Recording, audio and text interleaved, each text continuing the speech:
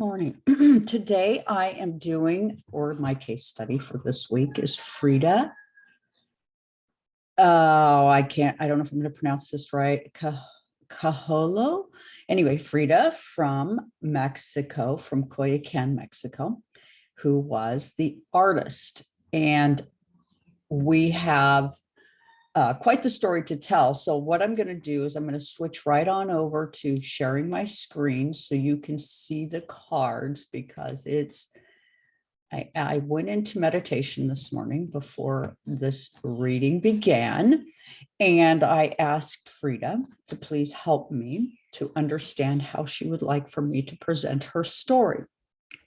Now, I have been a psychic all my life and sensitive to otherworldly information. And I more or less, in lots of ways, without ever having really any training, have specialized in issues along the veil, but I'm eighth house configured. I have a stellium in the eighth and a lot of fixed energy. So not that I don't want to spend too much time on what it is about me that you want to listen to, but I do want you to know that past life information is something I've always been connected to. I was born understanding a previous past life of my own. So I very strongly stay connected to what goes on at the veil. That's one of my things that I'm really into. So first of all, so today when I did this reading, I did my normal shuffle the cards 3 times, cleared the cards, and took care of the cards. And what I came up with for this reading was the Queen of Wands in a past position. And as you can see, she is a huntress.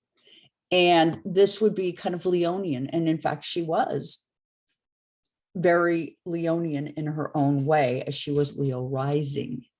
So this kind of goes right back to how we saw her as this woman who tribally connected to the ancestral truth of her people, and then attempted through fiery and dramatic ways display this. And I consider her one of the champions of divine feminine. I am going to pause for a moment because I have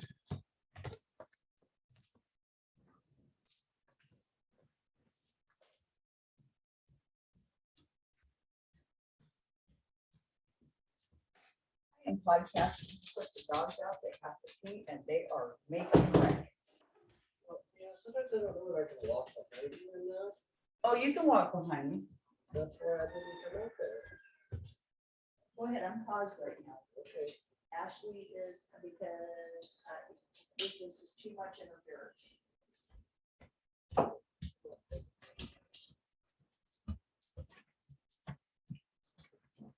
I'm going to just wait to start my podcast until you get them out there.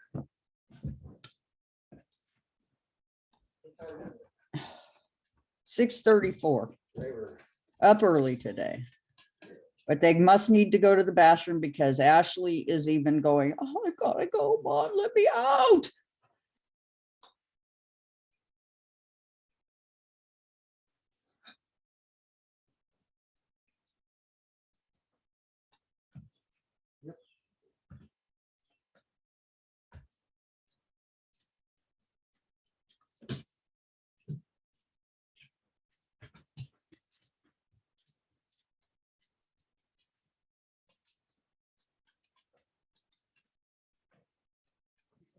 it just wakes me up and then I don't go out right away. No, Aluna is, they're both very adamant that they need to go. In fact, Ashley says, I have to poop, Dad. She just told me she has to poop. And we do not have Blue today. He's still out sick. Really? Mm-hmm. He says, man, she wants to come visit you in the worst kind of way right now. Really? Is that what he said? Yeah.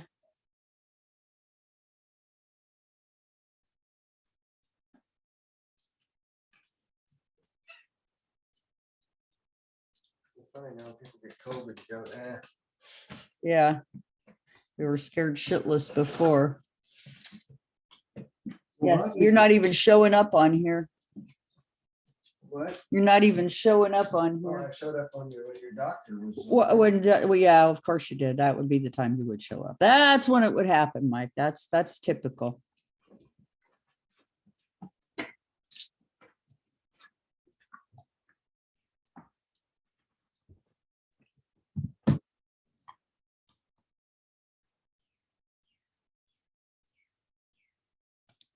All right, I had to take a little pause there. I had my little dogs came out and need to go to the bathroom. So anyway, so what is she saying? She's saying that I kind of walk through life. I walk through the wheat of life, the many seeds of life, connecting to the grounds, telling my gut-wrenching story. Okay, and then she gets the Eight of Pentacles, where for her the story was a slow-moving story. It was painful. It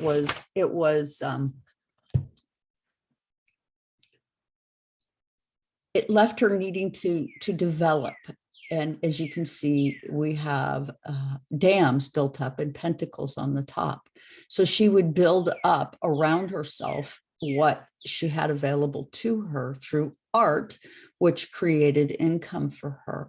But she definitely had a very difficult life. And we will get into that in her natal chart because the question I asked her to help me understand was that she had a abortion when she first became pregnant by Diego, her husband.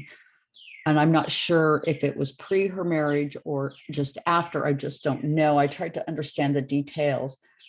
But this one incident, and you can see this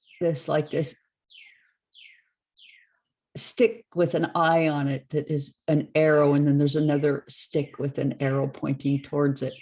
Quite ironically, she had an accident where she had a rod go through her pelvis as a teenager, which impaired her ability to carry children because it damaged her pelvis area. So this Eight of Pentacles. So my question was, and this pretty much answers it, I wanted to know about this abortion, and what I believe she's saying here is it had to do with her very tenuous medical circumstances due to this impaling via the trolley car accident when she was a teenager, in which we will cover in her natal chart because her natal chart shows it very clearly. Okay, and then in the end, what was it for her? It was about relationships. Now, one of the things in astrology that we learn is that a lot of times we have higher agreements, if you will. And in this case, maybe Frida's higher agreement was that although she maybe wanted children, and she was very much the divine feminine. I'm sorry about that. That was my husband that popped in there. We have a kind of a background. He just took the dogs out. But anyway, we have the divine feminine here and the Eight of Cups, where, you know, that watery truth about relationships. Okay. And Frida was quite watery. She was water dominant, 6 points in water. So for her, looking over the history of her culture, of her people, and artistically translating that onto the canvas as she lay in the bed.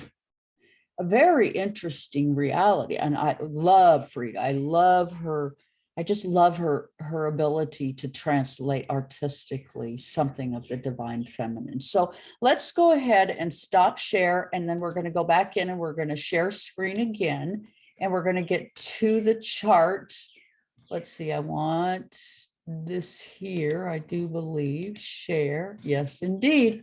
There it is. I get better each time. Okay, here we are. Okay, so Frida. She was born July 6, 1907, which makes her a Cancer, I believe. Look at this.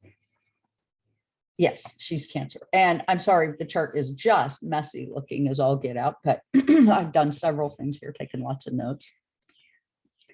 And what do we have here? Well, we have Frida, who was an artist in Coyoacan, Mexico. She was, let's see, I believe passed away in New York in 1946, or she passed away in 1946. I'm not sure. I'm looking at my notes. And she did self-portraits. And if you have never seen the movie Frida, oh my goodness, it's so worth watching. Okay, so let's go ahead and jump right in. One of the things that I'm noticing right off the bat was that right away, she wanted me to know that she was the Queen of Wands, the Queen of Fire, as she is a Leo rising. That completely makes sense. But one of the interesting details here is that she's very low on fire. She had only 1 point in fire. And I believe Diego, let me just turn my page and look at this and see. Okay, I didn't do Diego's, but yeah, Diego is going to be fire, more fire dominant, as I can see here. Well, he's got fire. He's got 3 points in fire. So he had more fire. Oh, no, he's got 4, 5. Let me see, where's his moon? Yeah, so he has 5 points in fire. So he was more or less fire dominant. Thus, that would make more sense in the attraction, because Frida, as a human, was this very tiny woman who in lots of ways was quite fragile. Now, I'm going to bring your attention to her chart where you go down. Okay, you can see it is a little messy, and I do apologize, but you can see right here in this 5th house, this house of Leo in Capricorn and Sagittarius, okay, where you can see that she has Uranus and Mars, okay, in her 5th house. What is that trying to tell us? Well, at age 14, right there at her Uranus point, and that's Uranus conjunct Mars. So keep that in mind. These two are going to be acting in conjunction to each other. They're going to be a combined force. Okay.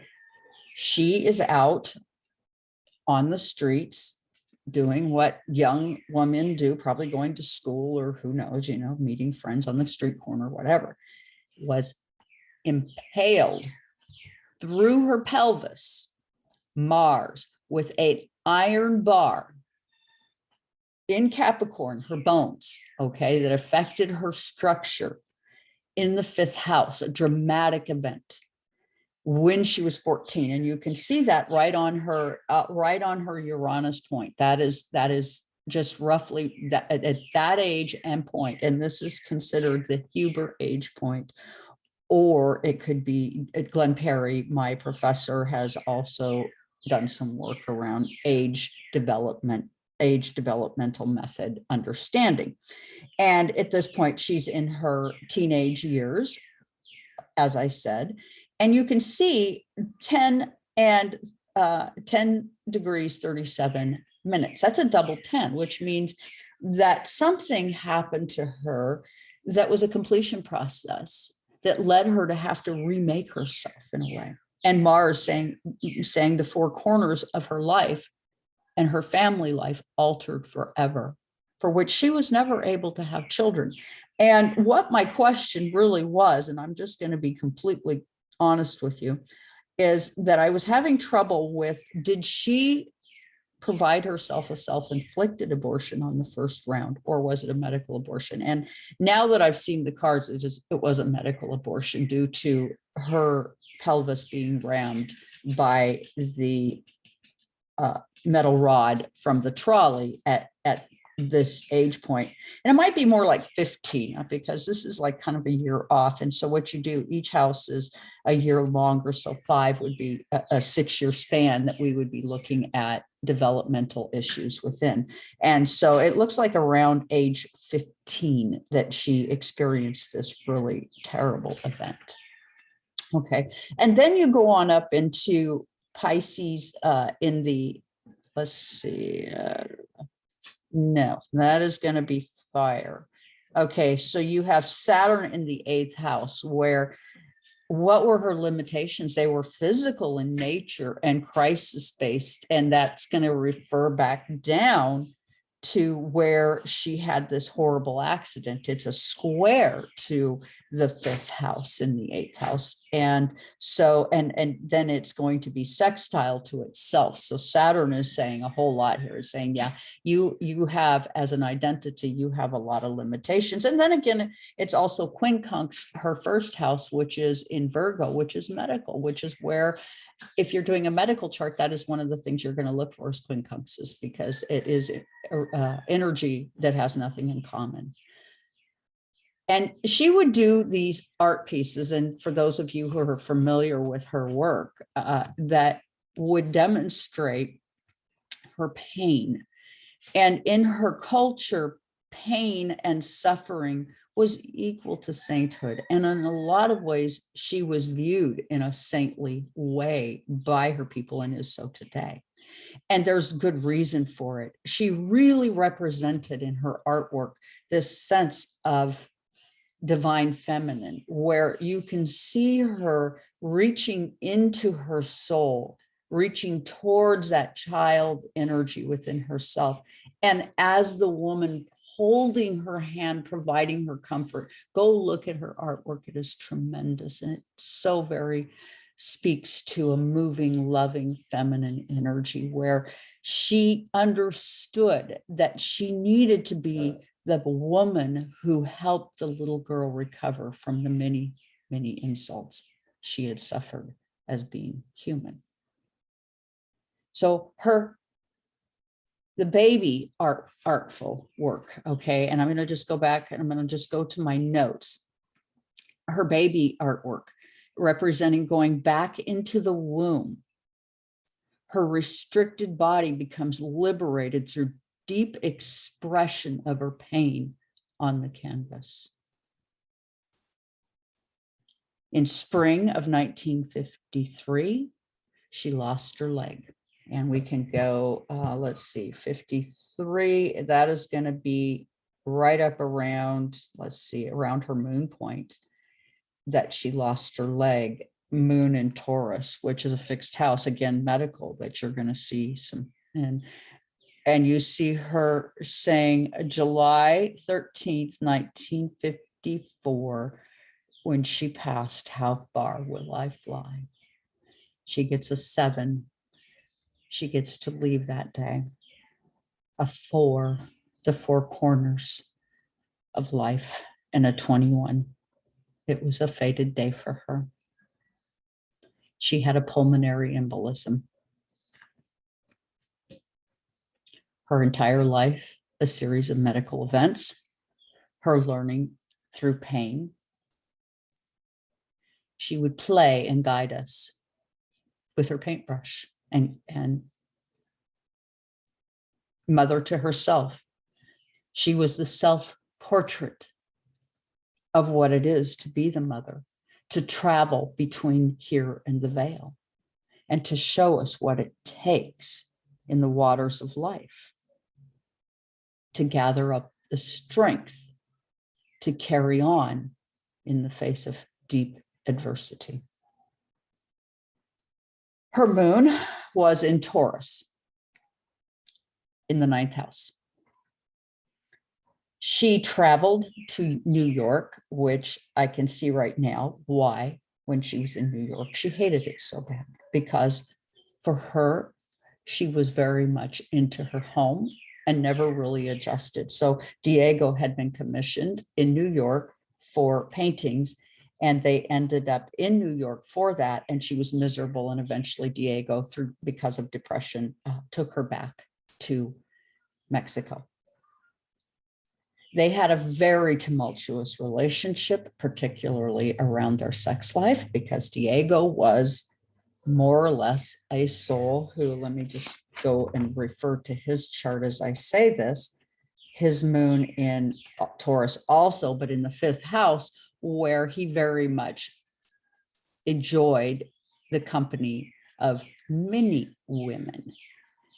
Okay. And the fifth house is going to say that he kind of had this teenage energy, and a boy in a teenage state of mind wants to have as many girlfriends, stories as he can about his Diego was a painter of equal status to Frida. I think we know of Frida a little better because of the many things that she experienced in terms of crisis. Now, I didn't do the dispositor chain on this just yet. I will be doing it. This was a study in class that we did, but she was Leo rising. So how she thought, what was her shadow? It was her thinking. When she thought, it was scary to her, but she thought deeply about family. She thought in terms of family. Okay, that was her shadow in Leo. What was she seeking? She was seeking the details. She was seeking the solidness of the Virgonian relationship, very orderly. And once she made the decision to be in a relationship, she was committed to him regardless of the many things that happened along the way. So her relationship, and you're going to look at this, what was she selling? She was selling a humanitarian artist. She was the artist du jour, okay, as was he, but they were together able probably to inspire each other into deeper understanding of artwork, okay? And a lot of her chart is about relationships and how those things went. And you can see that she has a little bit of Pisces over her seventh house. They were crisis based. There was a lot of crisis in her relationships. And sometimes I think those of us who have great talents sometimes have to suffer inferior relationships and discomfort, squares and oppositions, quincunxes, these kind of things in our natal charts really force us to deal with complicated issues, and maybe complicated issues from past lives. So let's go ahead and take a quick look at what might be her complicating issue. Well, I show Frida as somebody who was in a previous life really about the details in the sixth house, where, and from a humanitarian perspective, was really able to provide us with this Uranian understanding, this deep humanitarian understanding from the past. Okay, but yet even there, she came in this lifetime, as you can go across and see in the 12th house, 23 degrees and 20 minutes, where that's a 5 and a 2. The crisis of relationships is what she was here to learn. She was here to learn from a fixed perspective what it takes to be in a relationship and divinely operate despite the personal pain. She was here to grow. Now, a lot of times, and I'll see this a lot, saw this just like 2 days ago on Facebook, where a person was complaining about relationship issues, and people were quite quick to point out, well, you're too good for that person, and so on and so forth. Well, actually, I'm going to tell you something quite interesting. The harder a relationship is, oftentimes, the more there is to be gained, because it is through friction we unhinge our corners, we grow. And oftentimes when things are too easy, it is more difficult for us to grow. I've been dealing with this myself, as I've had a very painful childhood, a very painful life. I've been dealing with painful circumstances with my daughter and my health, all of it, right? I know this story, right? And I feel like, okay, am I being punished? Did I do something wrong? Well, that's pretty, that's kind of too bad if I happen to land on that and stick to it. But actually, where I have gone with this is a very simple statement. Now, I'm not big on Bible scriptures, but I'm going to use this one because I believe it. Whom much is given, much is required. And oftentimes, the more talent we have, the more there is for us to run into and grow from. So we sometimes have to suffer pain in order to have the proper amount of gain. And so this is where we go back to Frida. Her life was medical, and she learned through pain and was viewed by the people of Mexico as a saint in ways. She guided the motherly part of her, guided those of us. Today, she plays a part in my ability to see. Today, I love Frida. I've paid attention to her in great ways. I mean, in that 8th house, Saturn, where she had the discipline, the authority in ways to teach this very issue.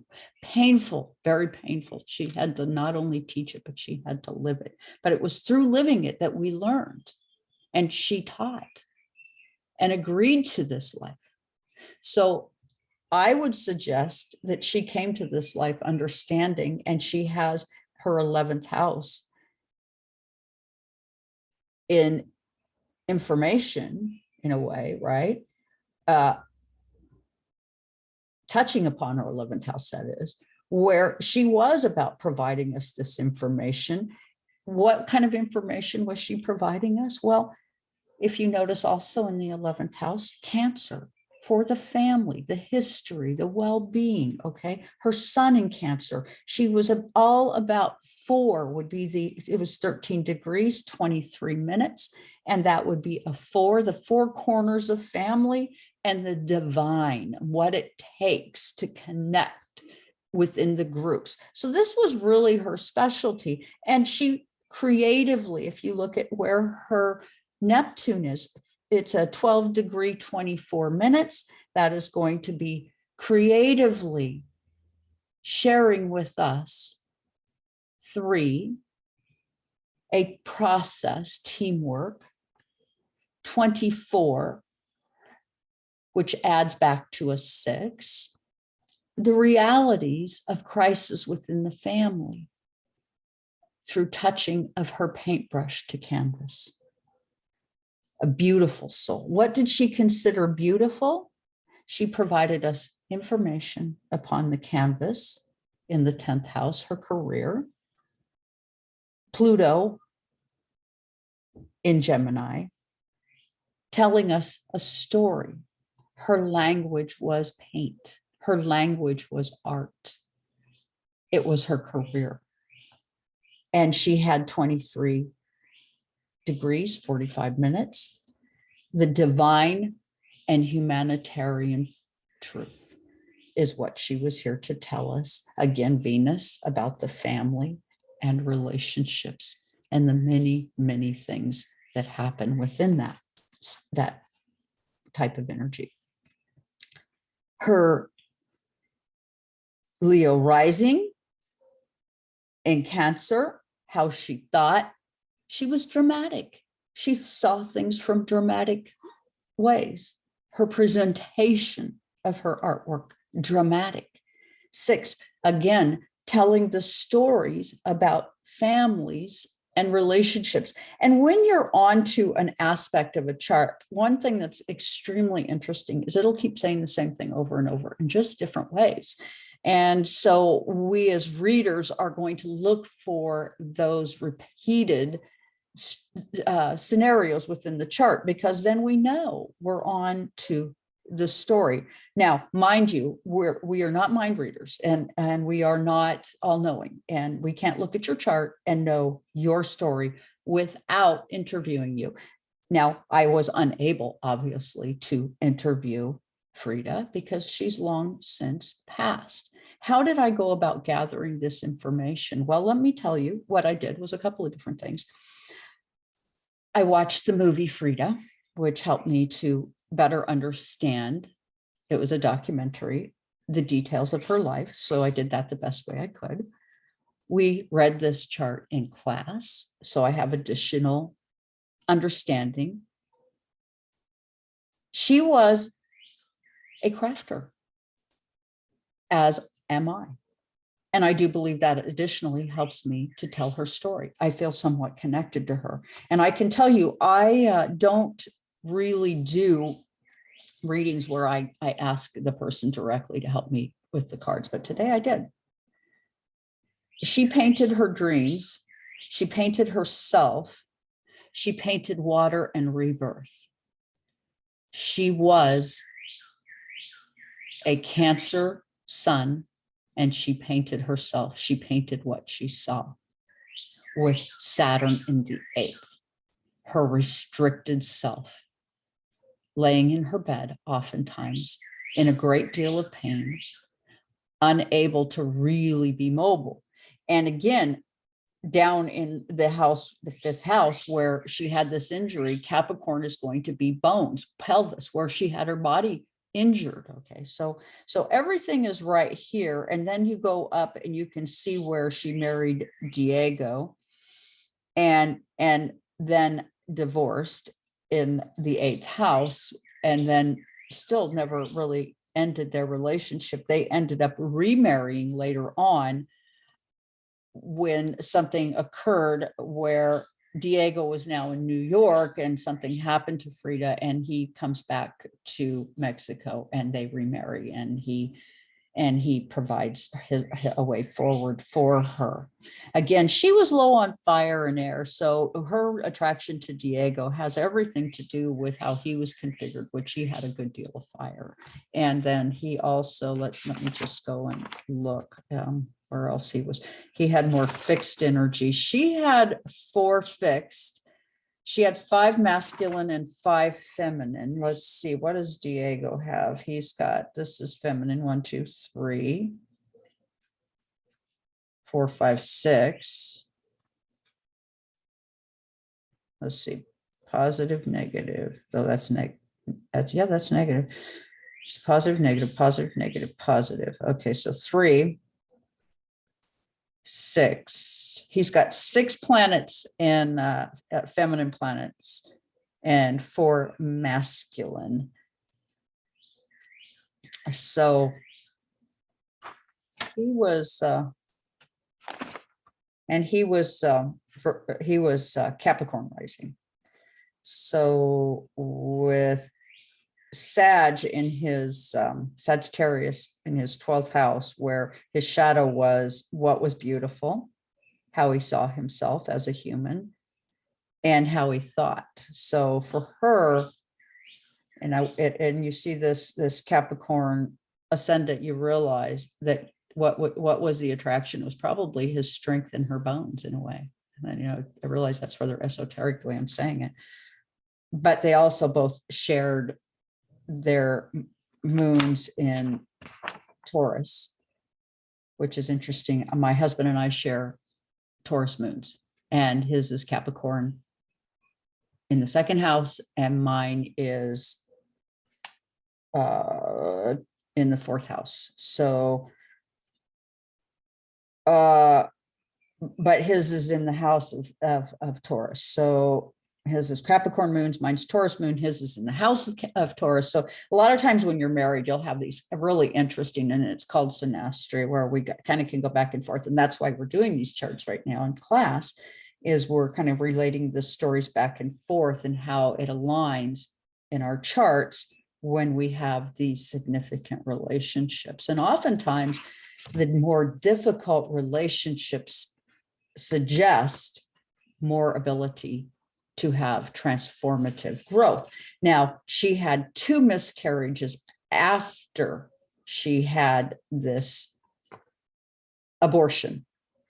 And one of my original questions, so the reason that I had her help me with this, was I wanted to know if the abortion was something she did to herself or she had medically done. And it appears she had it medically done according to the cards, which I'm really grateful for, because my question really was, did she have these 2 miscarriages later as a result of this abortion, which I believe is the case. And I wanted to better understand what might be behind it. Well, what it turns out, according to her cards that she had me pick, because this question was so specific to her, is I asked her directly about that abortion and her ability to have children and the miscarriages. And what she showed us in that reading, and let me go back to, I'm going to stop sharing. I'm going to go back to sharing the other screen, because it is worth noting what she's saying here. Let's just get to this, and you can see. Okay, the screen is stopped sharing. Okay, let me go okay, and then let's go share screen. And then we're going to go here and we're going to go share. Okay, there we go. Okay, so you can see that she's going 8 of Pentacles. This one pronged stick right here, okay, poking up in the air and pointing to where she was impaled. And as I said, this question was so specific, where it left her body in a state that she had to become like an island within herself to survive. So what she's saying to me is that she had a medical abortion, and these 2 miscarriages later, and you can see that these 2 pointy issues, again, doubling back and saying, yeah, I lost him because of the impaling that went on the street from the streetcar that left me physically as an island and infinitely broken and unable to have children. Now, the reason I wanted to know this is because, in a way, what we do is we set up our life circumstances subconsciously or in the shadow. So in a lot of ways, this area was her shadow, whether or not she could have children, and wanted children, but wasn't physically prepared nor equipped to have them. And again, I relate to this because I've had my 2 children and hospitalized 27 times to have them, both of them born quite premature and lucky to be alive. And at age 21, it was medically necessary for me to have my tubes tied to protect me from further pregnancy, because pregnancy was considered so unsafe for my body. So, not to say that I had injuries, anything like hers, I did not. I just was born with a cervix that was what they call incompetent. I'm built in such a way that at usually right around the 3rd trimester, my body just doesn't want to do it anymore. So I run into a lot of problems. So I can very much relate to the pain of this, but was very fortunate in that I was able to have 2 children and love and adore my 2 children, even if we're all very broken right now and having massive trouble getting along in relationships due to horrible circumstances we find ourselves in. And I have to, wonder in the back of my mind for Frida, the physical pain and limitations of life, the lessons and the suffering, the death mask that she wore, how difficult that might have been. And again, she says, I didn't paint my dreams. I painted me. I painted the dream of rebirth in water. And with that, I would ask that you hit the like, share, and subscribe. I don't grow without your help. And please do leave a comment. I'm looking forward to turning this into a lively place. If you have something that you would like me to read on, please do leave it in the comments below. I will get back to you on any and all comments. And I look forward to developing with you, and my site, www.twiggie, Twiggie, went live yesterday.com. It went live yesterday, and we are about ready to do a rollout. I graduate in a week and a day, so with my program. So I will be a 2.5 year in diplomaed astrologer, psychological astrology. I will be continuing my education starting July 15th in medical astrology. If you would like a reading, please do go to twiggie.com and book yourself a reading. There are some options now available. I have highly limited availability. So with that, please do hit the like, share, and subscribe, and join me in this wonderful journey that I'm about to take off on. Thank you so much for being here today.